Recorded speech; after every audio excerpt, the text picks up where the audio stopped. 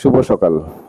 এই মুহূর্তে রয়েছি আমরা তেঁতুলিয়া উপজেলার একদম সীমান্তবর্তী এলাকায়, যেখানে কাঞ্চনজঙ্ঘা দেখার যে একটি সুন্দর পরিবেশ সকালে ছিল, সেটা আর আমাদের ভাগ্য হলো না।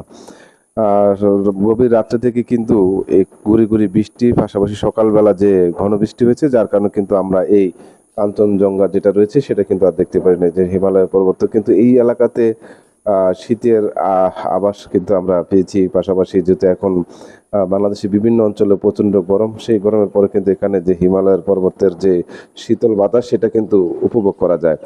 এই কাঞ্চনজঙ্ঘা তেঁতুলিয়া উপজেলা রয়েছে বিভিন্ন। এই তেঁতুলিয়া উপজেলা কিন্তু একটি বিনোদনের যে সুব্যবস্থা সেটা রয়েছে। এখান থেকে আপনারা ইন্ডিয়ার বর্ডারের যে সচিত্র দেখতে পারবেন, পাশাপাশি কিন্তু যে একটি নদী রয়েছে, নদীর ওপারে কিন্তু ইন্ডিয়ার বর্ডার।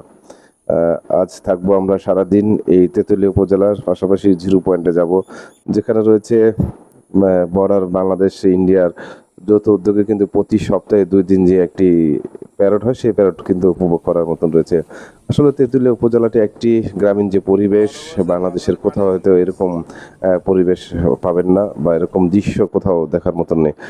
এরপর আমরা বেলা বাড়ার সাথে সাথে গেলাম উপজেলা সার্কিট হাউসের কাছ থেকেই যে নদীর পাট রয়েছে, সেখান থেকে কিন্তু আমরা খুব কাছ থেকেই ইন্ডিয়া দেখার যে চিত্রটা সেটা কিন্তু উপভোগ করলাম।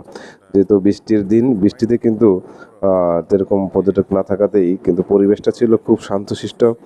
পাশাপাশি যে ওয়েদারটা ছিল, আবহাওয়া পরিস্থিতিটা, সেটাও একটি দেখার মতন পরিবেশ।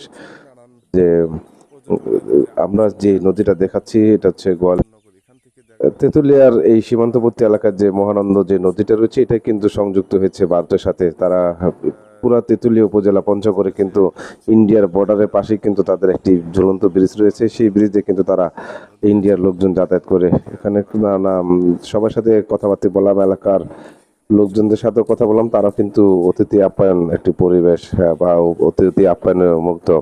এখানে গাড়ি ভাড়াটা একটি সীমিত, মানে সব কম বলে বলা যায়।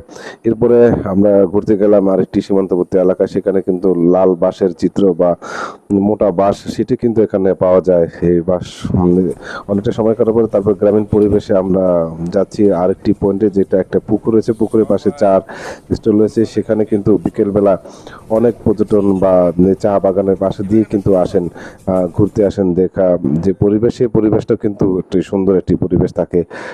তারপরে আপনি এখান থেকে ইন্ডিয়ার যে বর্ডারটা রয়েছে একটা খুব কাছ থেকে দেখতে পারবেন। তারা কিন্তু শুভ সকাল। এই মুহূর্তে রয়েছি পঞ্চগড়ে তেঁতুলিয়াতে। প্রচণ্ড গ্রীষ্মকালে যে গরম, সেই গরম রয়েছে, কিন্তু এই পঞ্চগড়ে কিন্তু প্রায় 10টার কাছাকাছি ইতিমধ্যে কিন্তু আমরা যে কুয়াশার আচ্ছন্ন সেটা কিন্তু এখানে দেখতে পাচ্ছি। প্রায় অনেক উপরে রয়েছি। আমরা গিয়েছিলাম কাঞ্চনজঙ্ঘা দেখার জন্য, সেখানে কিন্তু দেখতে পাই না, তাই এখানে এসেছি। আর যেটা এত সুন্দর একটা পরিবেশের মধ্যে কিন্তু ছবি তোলার মতো একটা দৃশ্য ছিল। যে পুকুরটা দেখছেন, এটা হচ্ছে ইন্ডিয়ার ভিতরে। এরপর যে চা বাগানটা রয়েছে ওইটা ইন্ডিয়ার। আসলে তারা সবকিছু দেখায় ইন্ডিয়ার এই সীমান্তবর্তী এলাকায়, এই পঞ্চগড়ে তেঁতুলিয়ার সর্বশেষ যে পয়েন্টে রয়েছে সেই পয়েন্টে। এখানে কিন্তু অনেক পর্যটনরা আসেন, ঘুরতে আসেন, বা ইন্ডিয়ার এই বর্ডার দেখতে আসেন।